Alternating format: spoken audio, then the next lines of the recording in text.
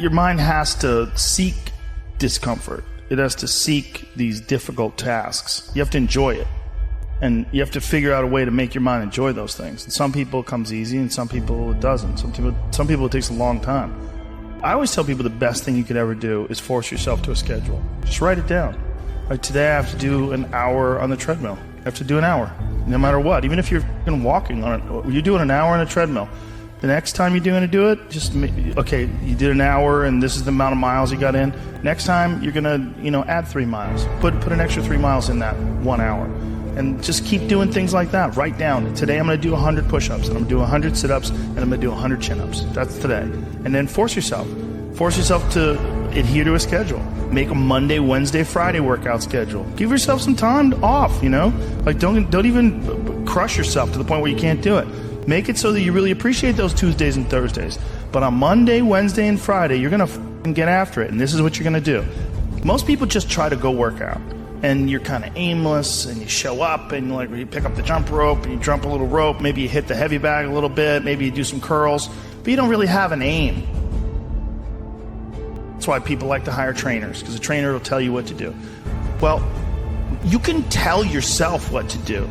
If you don't have money for a trainer, you don't even have to have kind of equipment. With bodyweight squats, sit-ups, chin-ups, push-ups, you could give yourself a brutal full body weight workout. And you can find these for free on YouTube. There's a ton of them. There's a ton of these body weight workouts you can do. Just force yourself. Write it down. Monday, Wednesday, and Friday, I'm going to do 100 push-ups. I'm going to do 100 chin-ups. I'm going to do 100 sit-ups. Even if it takes me all the day. Even if I have to do 10 and 10 and 10 and keep going all day, just that's what you do. Do 10 push-ups, take a break for 20 minutes, do another 10. But get those 100 in. I don't believe in half-assing things. This life is short. If you get into something, get into it. And if you're not into it, don't be into it.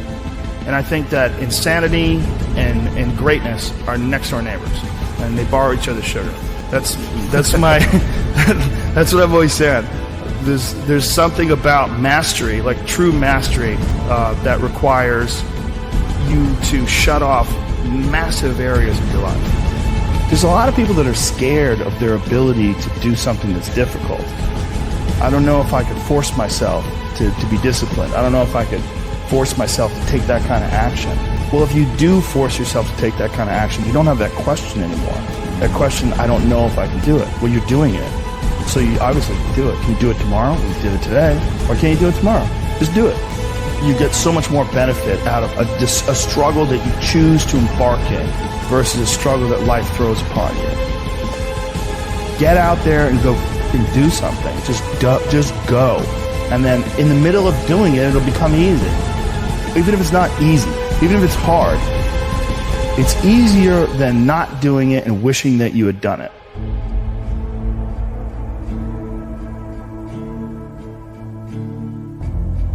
Oftentimes people confuse discipline with focus, and this is why that's important. There are things that some people can excel at because they're focused on them and because they're drawn to it and they have an incredible passion for it, versus like you tell a guy like, hey, you're going to study to be an electrical engineer. And it's like, I don't want to be an electrical engineer. Well, you got to have discipline. And so they don't have the drive, and they don't get excited about it, and they don't do. But if you tell that guy, whatever, you're going to be a golfer, and he loves golf, and he's practicing every day, and he becomes a professional golfer. And you say, well, I thought that guy didn't have any discipline. Well, it's not that he didn't have any discipline. He's just not interested in that other thing. I was never a disciplined kid, but I would find things that I loved, and I was obsessed, and I always felt embarrassed by it. Because people would say, oh, your son, like to my mom, your son is so disciplined. And she'd be like, my son's f***ing crazy. Like, he's not disciplined. He finds these things, and that's all he does all day long. Like, it's not really discipline. Because he doesn't clean his room.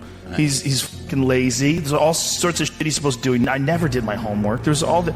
But if I had a thing that I was into, I was obsessed. You were crazy about it. But it would bother me that I didn't really have discipline.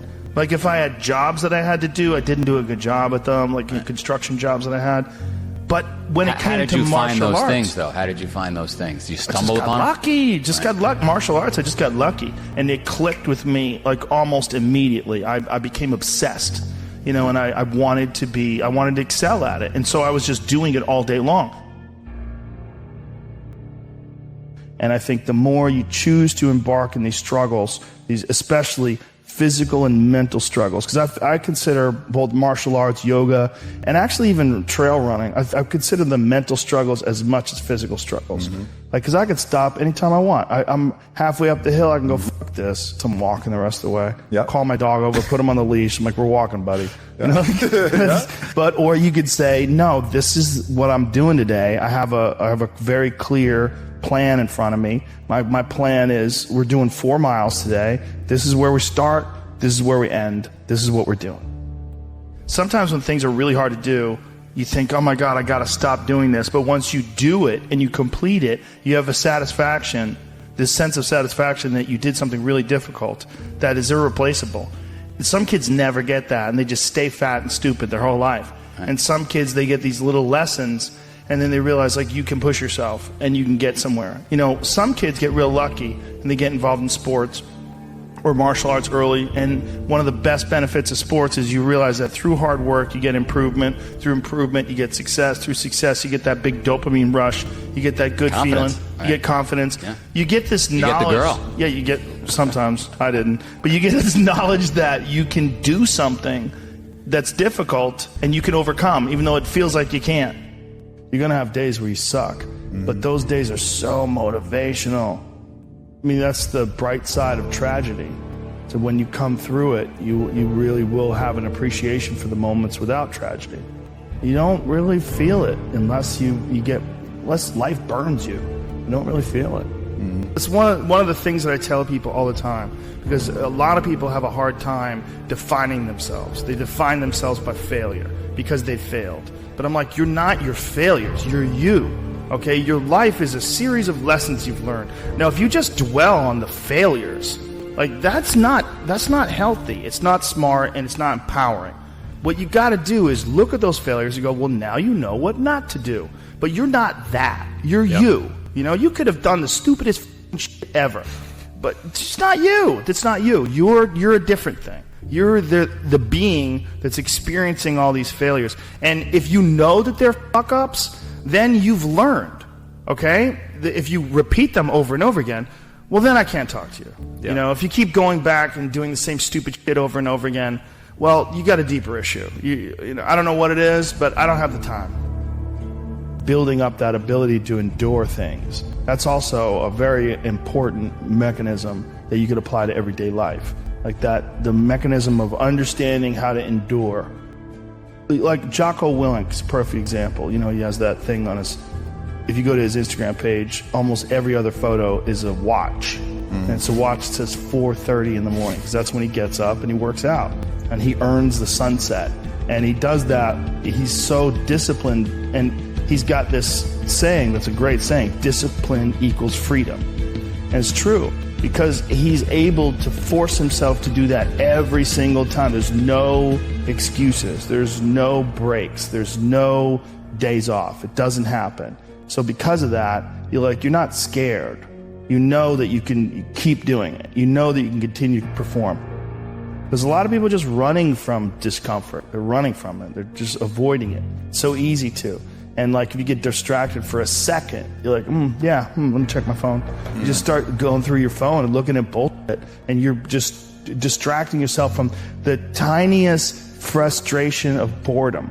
Just a little, we don't get bored anymore. Or if we get bored for these tiny amounts of time, and then you get distracted. So your distraction is eliminating your boredom. But the problem with that is, like, there's certain thoughts that only come to you when you're thinking. When you don't have any input coming in. When we're constantly looking at our phones, the only input you're getting is input from other people. And sometimes that's good. Sometimes you get good stuff out of that. But it's like a diet of only fruit. Don't think that you're that person that made those mistakes. You're the person who's learned. You know, and to have that attitude is a really important thing. And to not say, why am I doing this now? I could have been doing this my whole life. Well, you weren't, so the fuck is that going to help? You know, you gotta not think like that. You just gotta be happy you're doing it now.